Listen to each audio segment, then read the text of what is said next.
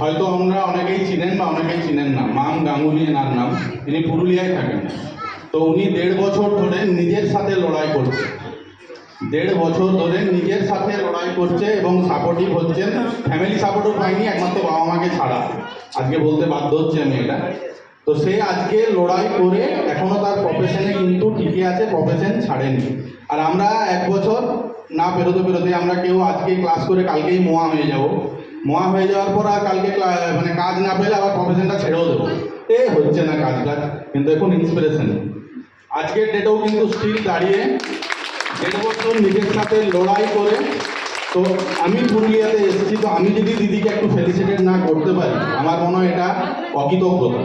তো আমি চয়েস ফাউন্ডেশনের তরফ থেকে অমিতদার হাত ধরে আমি দিদিকে একটু ফেলিসিটেট করতে চাই।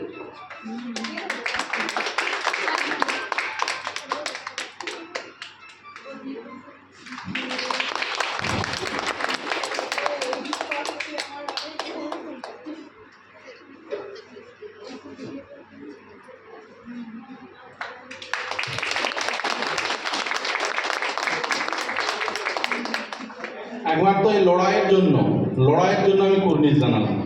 এই লড়াই তো তোমাদেরকেও আমি বলবো একটা দাদা হিসাবে, যে তোমরাও কিন্তু নিজের প্রতি নিজেরা লড়াই করো। প্রথম কথা হচ্ছে আজকে শিখে কালকে মোয়া আর ওই প্যাকেটে ISO 9001 ওই সার্টিফাইড লেগে কোনো লাভ নেই। নিজের কাজে মন দাও, কাজটাকে আরো বড় করো, আরো বেশি করে প্র্যাকটিস করো, তোমরাও একদিন সফল হবে।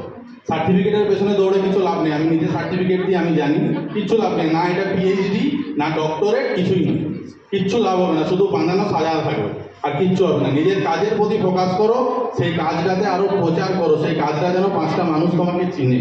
তবে আর ওই শ্রাবন্তী আর স্বস্তিকার কাছে অ্যাওয়ার্ড নিয়েও কিছু হবে না, এটাও আমি বলে দিচ্ছি।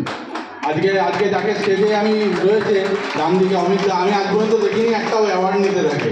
শ্রাবন্তী না স্বস্তিকা না মিমি